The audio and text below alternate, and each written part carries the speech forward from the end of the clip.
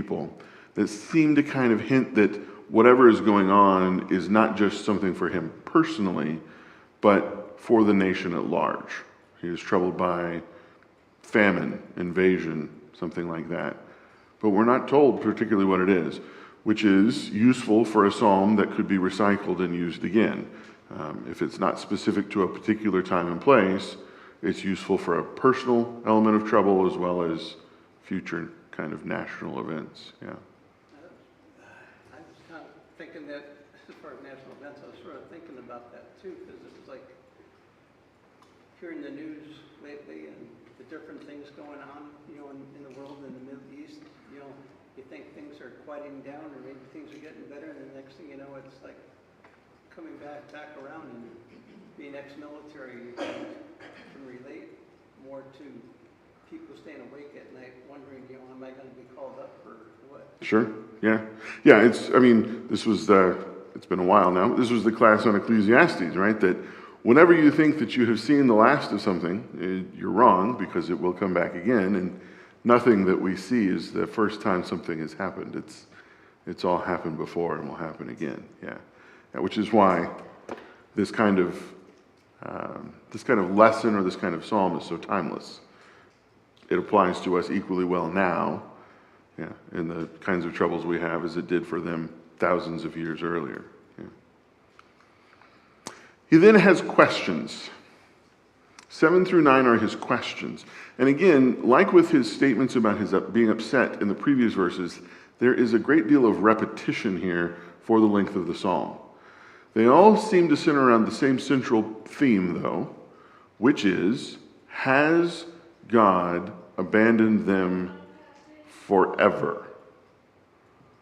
Is this permanent? Why would he wonder if it is permanent?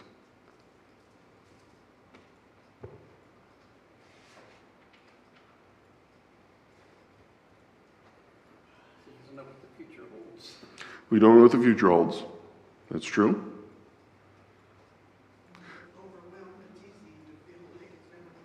Sure.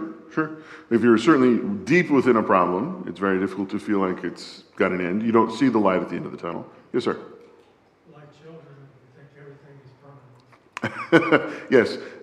We, like children, we think we could do better than with our object permanence ideas, but we can struggle with that, thinking that the way the world is now is the way it has always been and the way that it will always be, good or bad. I think that there's not an explicit answer in the text, but I wonder too if it has been going on for a while. If this is some sort of indication that he is wondering, is this going to last forever, means this has been going on for some time now. Because in order to have it be the normal, this is how things are, it has to be how things are for quite some time. And once we've had that happen, it becomes difficult to envision or imagine a world that is different than it is. And we see this in our own personal lives in ways good and bad. The relationships that we have within our family. How long have you known your parents? How easy is it to fathom a world where they're gone? It's difficult, and when these things occur, they can be quite earth-shattering. By the same token, even negative events, right? Someone who has lived with a situation in which they have a material lack, or they have emotional problems, or they have a very bad relationship with someone, if it's been going on long enough, imagining a situation where that could be better than it is can be very difficult to believe that that's even possible, much less that it will occur. And so I think part of his questioning of, is this going to go on forever, indicates some element of, this has been going on for a while. I think it's a little bit, Yeah. even a poetic stretch of it could be even something not that big, not that long-term in reality, because it's poetry, but when you're loathing, you tend to use extreme words. Oh, sure. Extreme feelings, so it may not be something that's been on forever, but just because you feel so immersed in this situation. If it's a short-term thing, you use exaggerated, Yeah. That's an excellent point too. Yeah, the intensity of something even if it's of a short duration, can lead you to start using that hyperbolic language. Yeah, yeah. And it could refer to the intensity, which, again, it doesn't take much of an invasion, right, by a foreign enemy, or a siege doesn't have to last very long. Actually, Yeah. it reminds me of The Grinch, the newer live action one with Jim Carrey. Okay. I don't know, I can just hear him talking about how horrible things are. Oh. His voice in my mind is like these words in his voice. I don't know. The loathing and the self-deprecating and all that stuff. I don't know. No, that's interesting. Actually, I haven't seen that, but yeah, no, I can see how, again, the intensity of something, yeah, leads to that hyperbolic language, or the way that you would, yeah, stretch and exaggerate. 10, after these series of questions, I mean, we could go into any one of these, but they are very similar sorts of questions from them. 10 is the change. It's not entirely confidence. I say confidence. I try to make everything fit. I try to get 3 points onto a slide, and if I go beyond 2 lines, then it starts throwing off all my patterns. But it is the shift from these questions to the other half of the psalm, beginning with the description of the troubles, beginning with the description of his circumstance somewhat, and how he feels. 10 marks the shift into what he is doing about it, how he is remembering who God is, what God has done. This is his efforts or his endeavors to do something about how he thinks about his situation. And 10 marks that kind of transition. He is considering, and we have him quoting himself, or giving this kind of, to this I will appeal, the years of the right hand of the Most High. He is thinking about what it is that God has done. The idea of the right hand, of course, being the idea of strength, of power, of skill. Left-handed people don't come in for a lot of idiomatic praise, though there's nothing particularly sinister about them other than their left-handedness. And it is talking about what God has done in the past as a way of looking towards the future. The phrasing of this is a difficult bit of translation, though again, there does tend to be some largely an agreement about what it means. But there was several notes in where I was looking in commentaries talking about the translation difficulty of it a little bit. He moves on in 11 to expressing confidence because of God's actions in the past. He's remembering what God has done, specifically to miraculous events.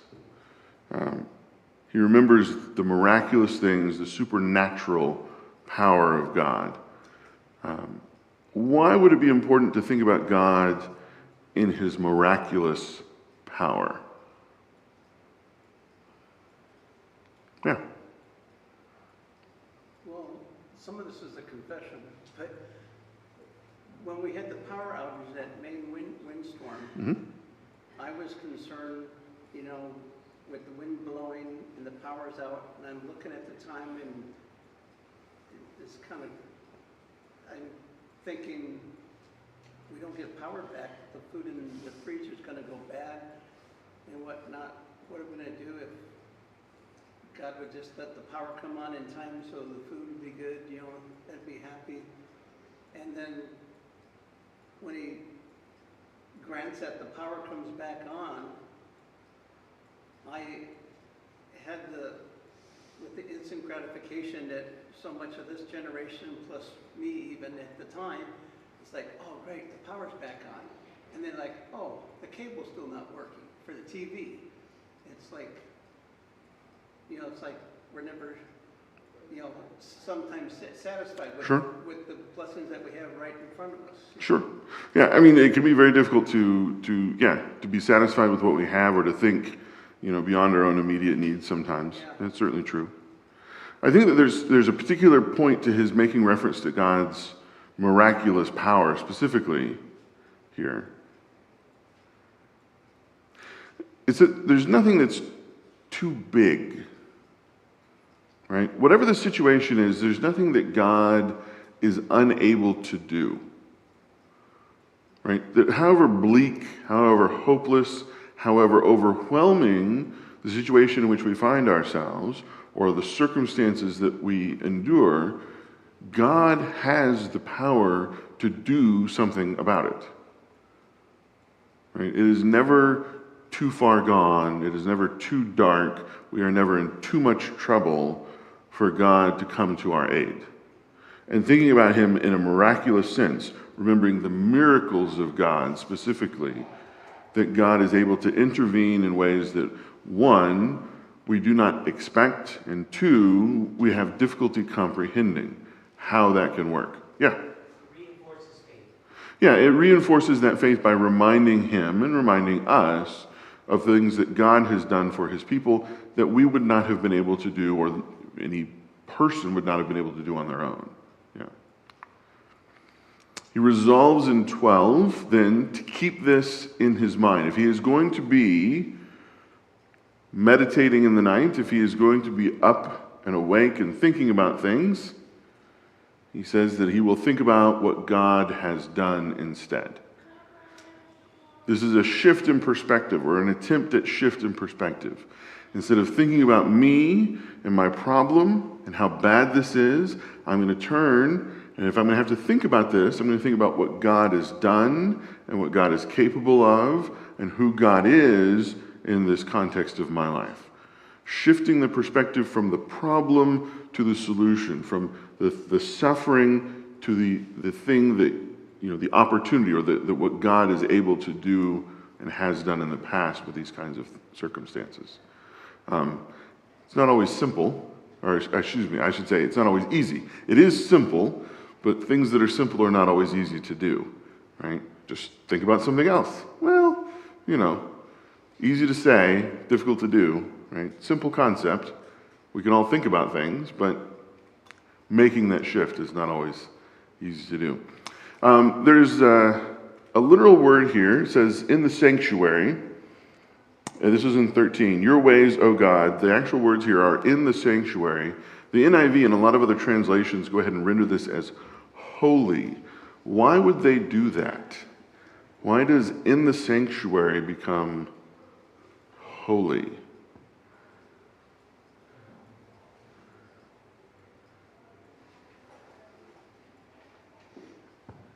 It wouldn't be me talking on a Sunday morning if I didn't have at least a couple linguistic points.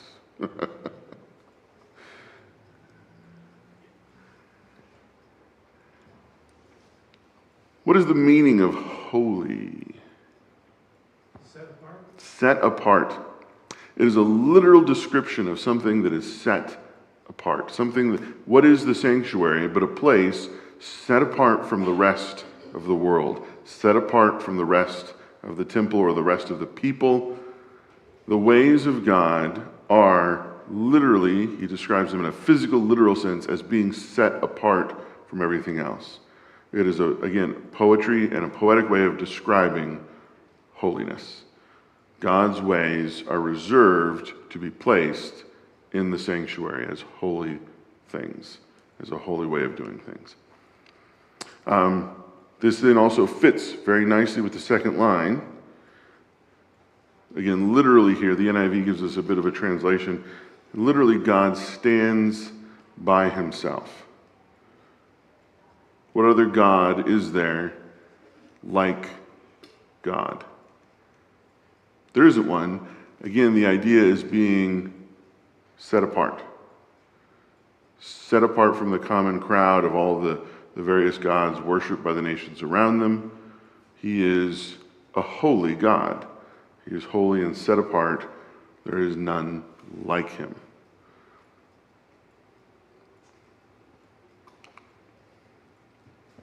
We get some indications in 14 and 15 that there's danger from other nations.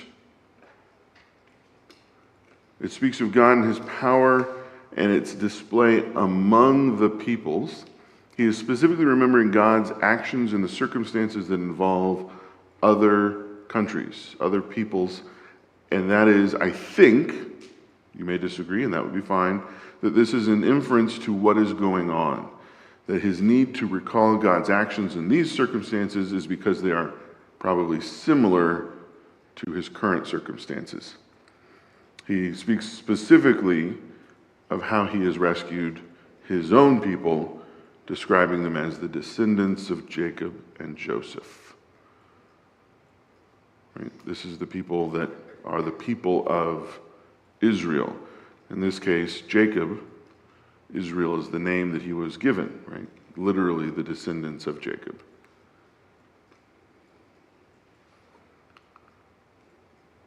I'm starting to get optimistic that I'm going to get through all 20. All right, 15, they use the word redeemed.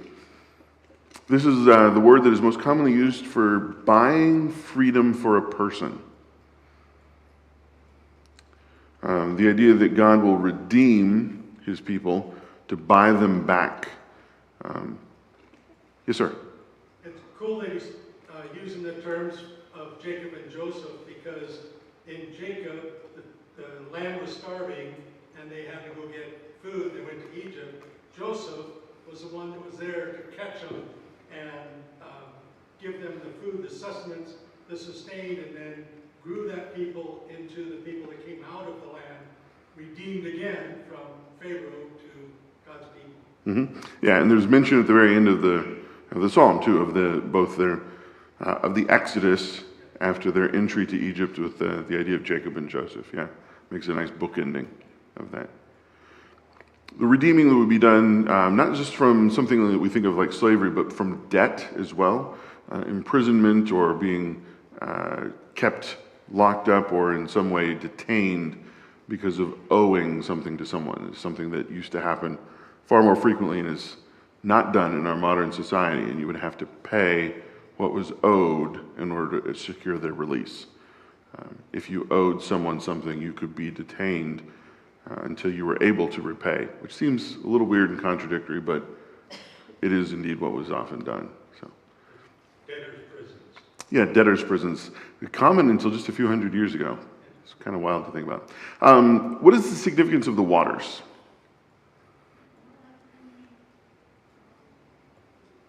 I think he's going back to the peoples. The water, as it covers the whole world, trembled at the sight of God or at the presence of God. The whole peoples that he just spoke of redeeming.